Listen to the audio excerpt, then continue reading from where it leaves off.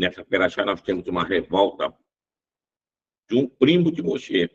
Cora era primo de Moshe, mas se achava que ele foi renegado, segundo os privilégios que ele entendia que ele deveria ter, que ele tinha direito, e que o Moshe tinha dado para o Elisafan, que era outro primo, que, segundo ele, vinha numa hierarquia menor do que a dele. Mas ele estava apoiado por pessoas que faziam parte da tribo de Reuben, como Datan e Abiram, e On ben Pelet, ambos da tribo de Reuben. Ora, Reuben era de fato o primogênito. Então, se achava que eles foram relegados da sua prioridade. Não tiveram nem o sacerdócio, nem a direção do povo, nada ficou com eles. Daí a revolta deles contra Moshe. É o que indica esta perashá. Logicamente, eles conseguiram o apoio de muita gente. Foi preciso que Deus decidisse sobre essa questão, e eis que a terra se abriu e engoliu esses revoltados contra Moshe. É certo que a gente vai ver mais adiante que os filhos de Cora não morreram, eles fizeram techuvá e recuaram dessa revolta contra Moshe e Aharon. Bem, depois disso, o próprio povo também se revolta contra Moshe e Aharon, dizendo que eles estavam matando o povo de Deus. Isso aí que então Deus ordena que todos levassem o cajado, já que eram chefes de tribos, para a tenda da assinação e ver lá justamente o que Deus decidiria. E no dia seguinte, o cajado de Aharon brotou amêndoas. Brotou amêndoas, em hebraico, shekedim. Shekedim. Bom, aqui a gente vai ver, então, justamente Deus estava dizendo, olha, essa missão aqui é dos levitas, tribo de Levi, e a linhagem de Aharon que será responsável realmente por fazer, então, esse serviço aqui no templo. Em seguida, teremos lá todos os presentes que eram ofertados para os sacerdotes, dando no total de 24 presentes. Ou seja, tirar a ralá do pão, os primogênitos pertenceriam aos Kohanim, a parte das ofertas, uma parte é reservada para os Kohanim, somando tudo, dava 24 desses presentes para os Kohanim, são Matanot, lá Kohanim. Bom, o que nós temos hoje desses 24 presentes? Logicamente que hoje, depois que o templo ficou destruído, muitas coisas não se mais se usa. Mas ainda se faz. Por exemplo, o resgate do primogênito. Então, depois que alguém tem um filho que abriu o ventre materno, depois de um mês, vai na presença de um Cohen que faz o resgate do primogênito. Então, ele vai dar para o sacerdote um peso em prata, uma moeda em prata. Então, daqui a gente vê, então, a importância que os Kohanim tinham. O que ficou, então, dessa questão dos Kohanim? Ora, como a gente viu, 24 presentes para o Kohanim, e isso a gente percebe que no dia de Shabat eram ofertados vários desses presentes. Por esse motivo, quando chega na Minchá de Shabat, a gente repete uma frase 2 vezes, em que ela diz: Va'anit filati lecha Hashem et ratzon, Elohim vero fasdecha haneni bemet ishecha. A gente fala essa frase 2 vezes. Se a gente for ler o texto, quantas palavras tem uma frase dessa? Dá um total de 12. A gente repetindo dá 24. Justamente pelos 24 presentes que recebem os Kohanim. Então, esse momento mais propício é o momento da tarde. Então, etratson. Então, naquele momento que você está no seu maior trabalho, no dia de semana, de tarde, te lembra das coisas do Eterno. Entre elas, os presentes dos Kohanim. Mas a pergunta é por que colocar os cajados lá no Ohel Moed, na tenda da assinação, E quando brotou o cajado de Aharon, ele brotou amêndoas. Tem amêndoas de tanta importância para ter brotado nesse cajado, e o cajado de Aharon. Bom, as amêndoas, elas são importantes pelo nome delas em hebraico. O nome delas em hebraico é shaked, o singular, shekedim, plural. Mas se a gente lê, por exemplo, o Salmo 127, no primeiro versículo, lá diz justamente que a palavra shaked, no sentido de você fazer um trabalho com rapidez, fazer um esforço, um trabalho com rapidez.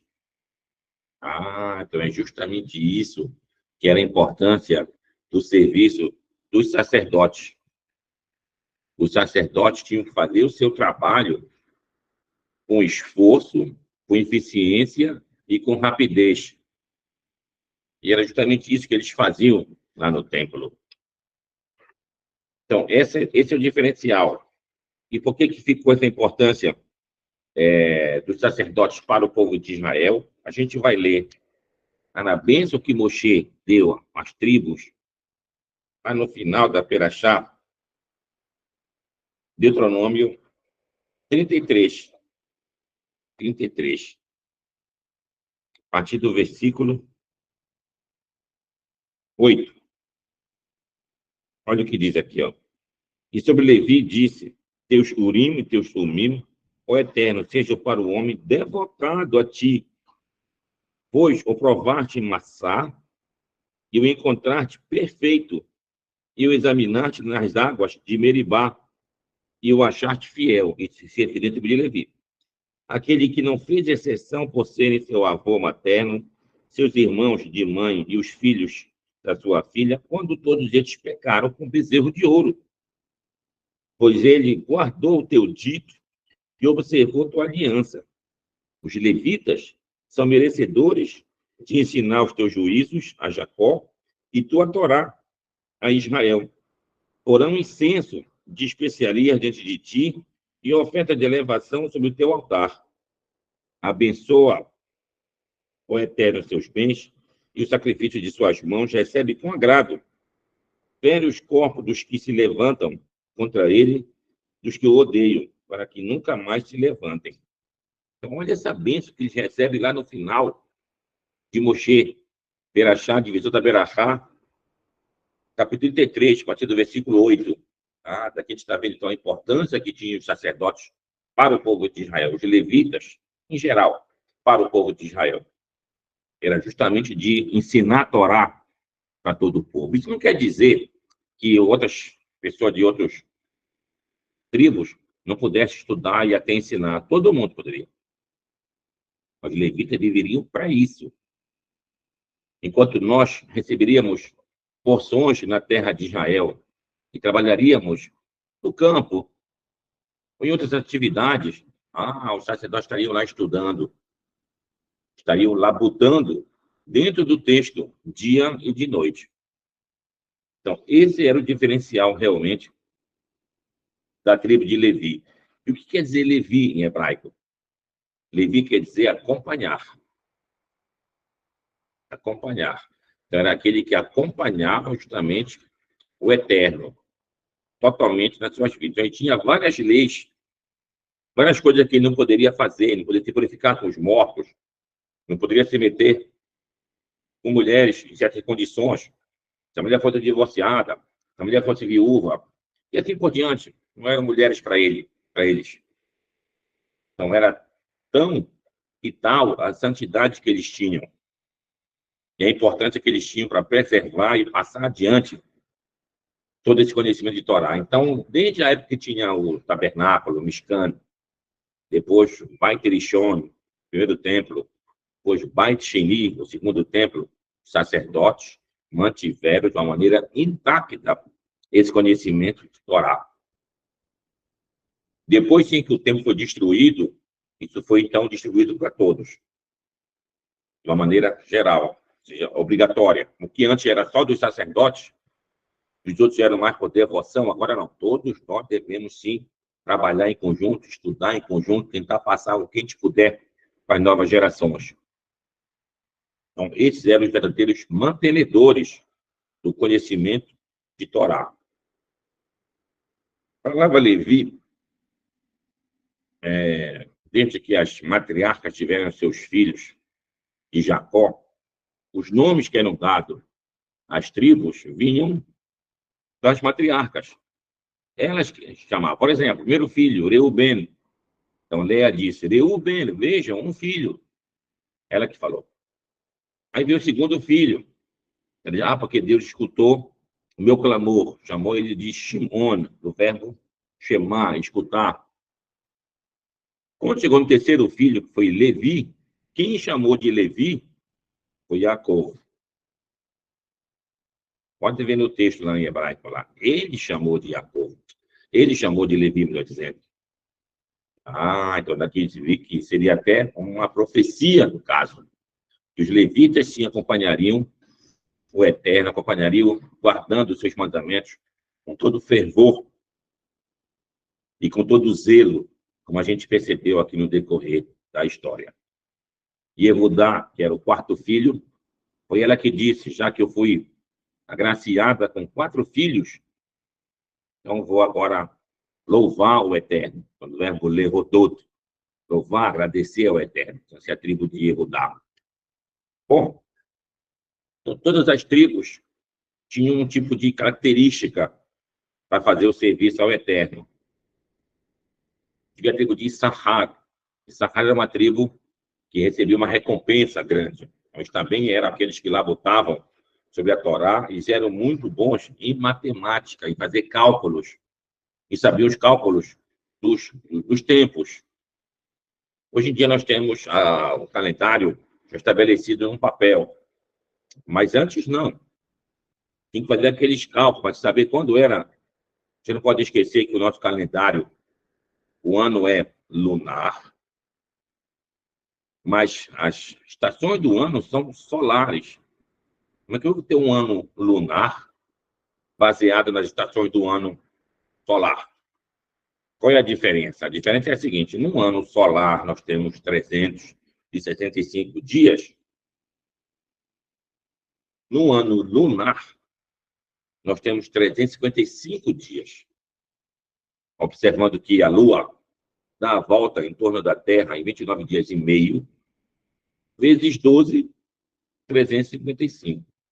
Então, para o ano solar, fica faltando 10 dias. Isso faz uma diferença.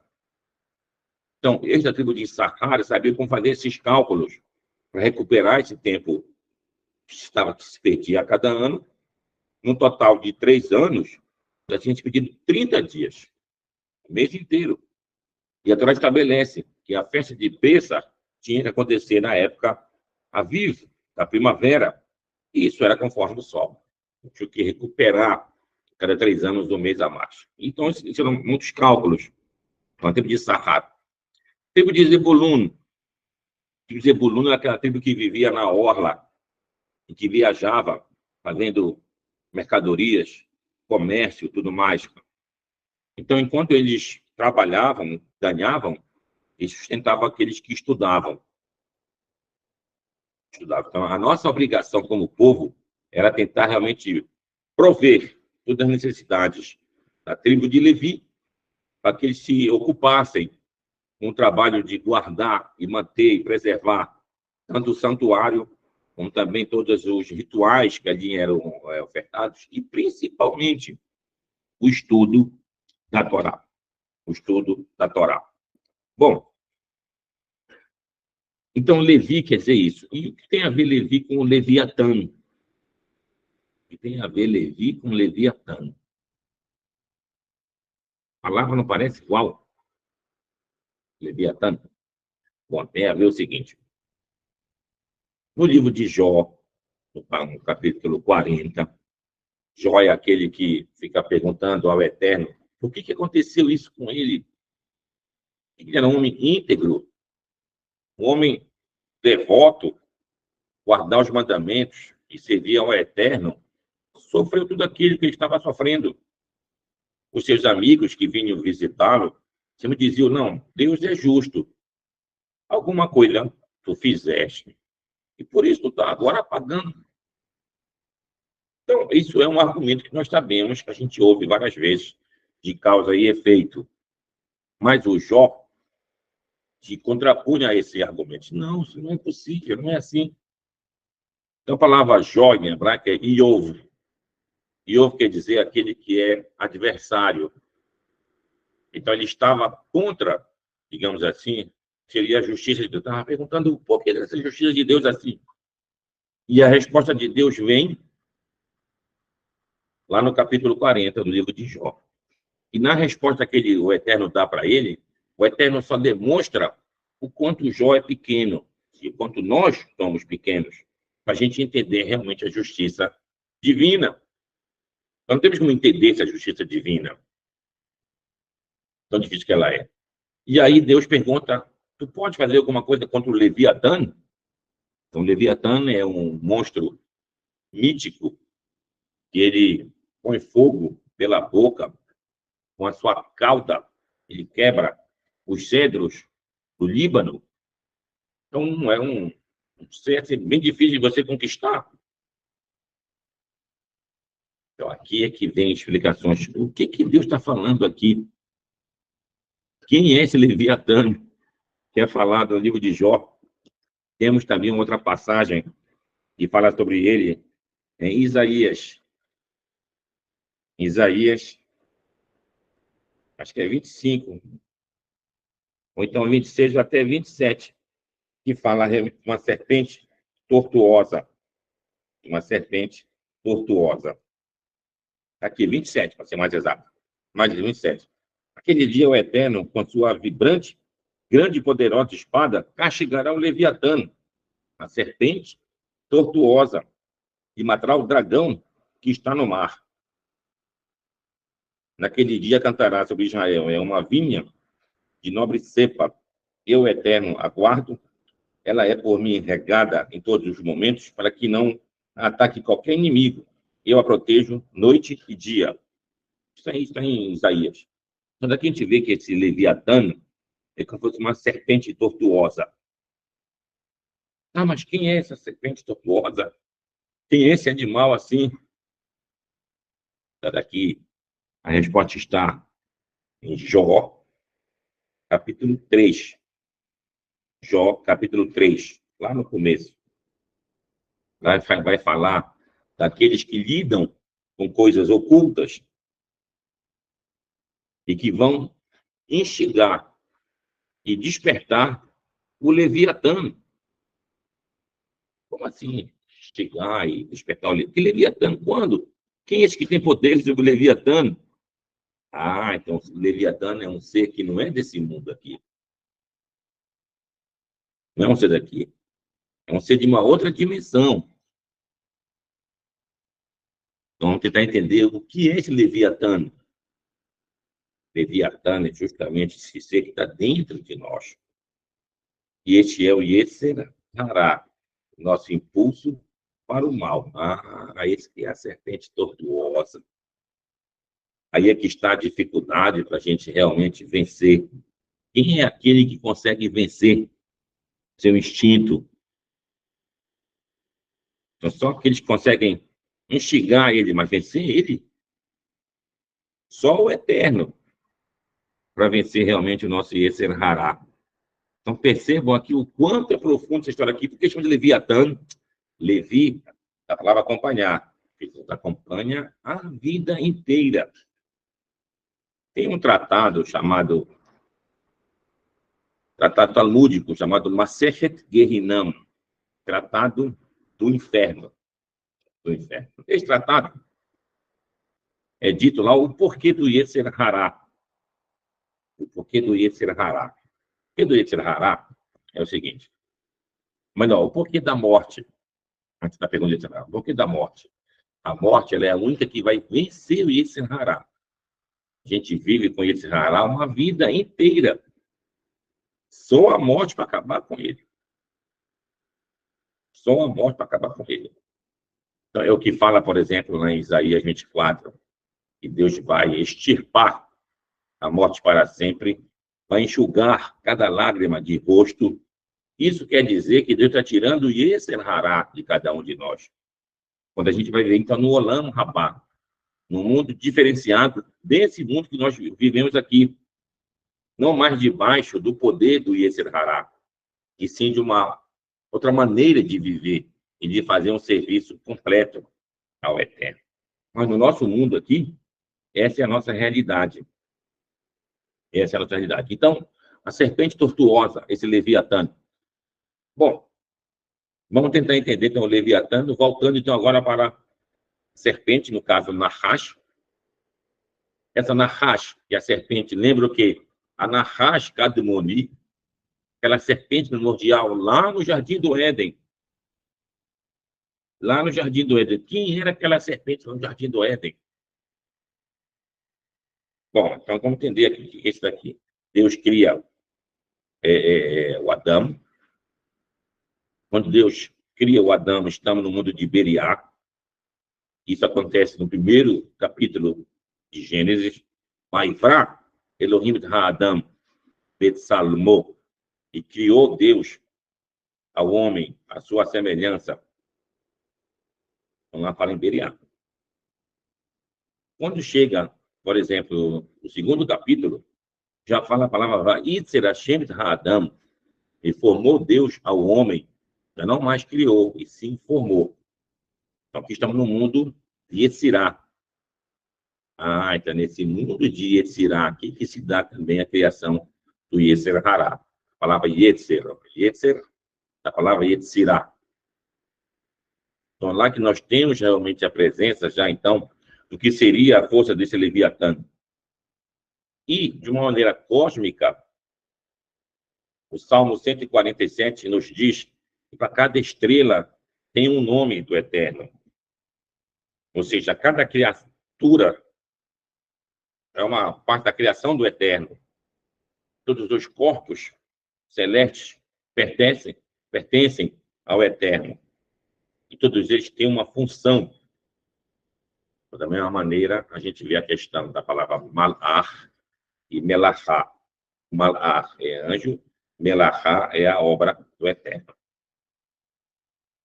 Então, esses corpos celestes representam essas forças que atuam sobre nós, e nesse mundo daqui. E aonde atua, então, o Yetzer Hará? Então, o Yetzer Hará era visto como alguém observando o céu de noite. Ele viu uma faixa no céu. E essa faixa, como que ela enrolasse o planeta todo, o mundo todo. Então, isso era a serpente tortuosa. E essa faixa que a gente vê a olho nu, e muitas vezes vai observar, é a Via Láctea, chamada de Via Láctea. Para a Torá, isso é chamado de Nahash Kadmon. Ou então tem outros nomes. Tele é aquele que está realmente folgado no céu. Então, justamente isso que acontece conosco. Isso fazia com que o mundo tivesse um aperto, mas um aperto no seu Yetzer Hará. Um aperto que a gente vive esse mundo assim. Então, só a partir realmente chegarmos no fim das nossas vidas que a gente vai conseguir realmente vencer o Yetzer Hará. Então, como eu faço durante a vida para viver com ele? Então, o Talmud diz: eu devo afastá-lo com a mão esquerda e aproximá-lo com a mão direita. Tem que saber conviver com esse Hará. Mas esse Hará, ele é realmente ruim? Bom, esse Hará não é ruim. Tem a sua parte boa. Qual é a parte boa do Yetzer Hará? Eu não faço maldade com ele. Que parte boa eu tenho dele? A parte boa que você tem dele, que você vai fazer uma vida, você vai procurar construir o teu patrimônio, vai procurar construir uma família. Se tu é homem, procurar uma mulher. Se tu é uma mulher, procurar um homem. A gente deve ter filhos. Através do quê? Do Yetzer Hará. Então, ele tem realmente o seu motivo. Tem uma história contada no Talmud, que quando nós saímos de Jerusalém para o exílio na época dos babilônicos, ficando para então o povo, os seus sábios pediram a Deus, tira do nosso coração esse desejo de praticar idolatria. Aí Deus veio e tirou dos nossos corações esse desejo de praticar idolatria. Diria que de lá, na época do exílio, o povo não mais fez idolatria. Aí os sábios viram, ó, tá vendo? Deus está ouvindo nossas orações, agora pedir mais. Deus tira nosso desejo da imoralidade. Aí Deus foi e tirou o desejo da imoralidade. Passaram alguns dias e procuraram ovos de galinha e não encontraram. Viram? Nem os carros estão procurando uma das galinhas. Não, Deus, a gente não quer assim. Deus teria dito, então vocês querem ou não querem? Aí os sábios, não, bora vender meu conhecer Hará, que ele tem o seu motivo, tem a sua função. Então a gente vê o quanto é importante termos conhecer Hará, mas saber canalizar para as coisas realmente benéficas ao serviço do Criador. Então chama-se Levi, acompanhar. Leviatã, também nós acompanhando uma vida inteira. Mas aproxima-o com a mão direita. Tudo isso é objetivo. Então, a gente vê que os levitas tinham esse papel de realmente guardar, de preservar todo o conhecimento de Torá para todos nós. Para todos nós.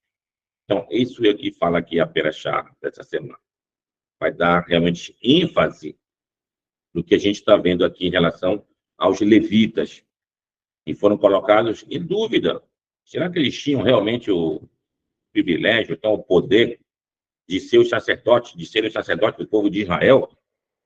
Quem disse isso? Então veio aí a resposta. Até porque, no começo, quem deveria fazer esse papel do sacerdócio? Os primogênitos. Becorot. Eles que abriam o ventre materno. Então aqui nós temos duas primogenituras. Primogenitura pela mãe, que abre o ventre materno, isso era para o sacerdócio. E o primogênito do pai, esse era aquele que ia herdar em dobro a herança do pai. Então, tem duas coisas aqui. Então, primogênitos do pai e aquele que abre o ventre materno. Se um pai tivesse, por exemplo, 4 esposas, então, o primeiro filho dele, esse ia herdar em dobro a herança dele. E aqueles outros que abrissem o ventre materno de cada uma delas, iriam fazer o sacerdócio.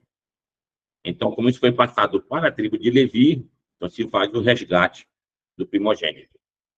Então, que Deus possa abençoar todos nós, para que nós possamos realmente cumprir essa lei do Eterno, que sejamos realmente agraciados com a bênção sacerdotal, que diz, Yevarechecha Hashem veishmerecha, que te abençoe o Eterno e te guarde. Yair Hashem panav elecha vechonecha, ilumine Hashem o seu rosto sobre ti e te agracie. Isa Hashem panav elecha veyasem lecha shalom, e alce o Eterno o seu rosto sobre ti e te dê a paz. Digamos todos. Amém.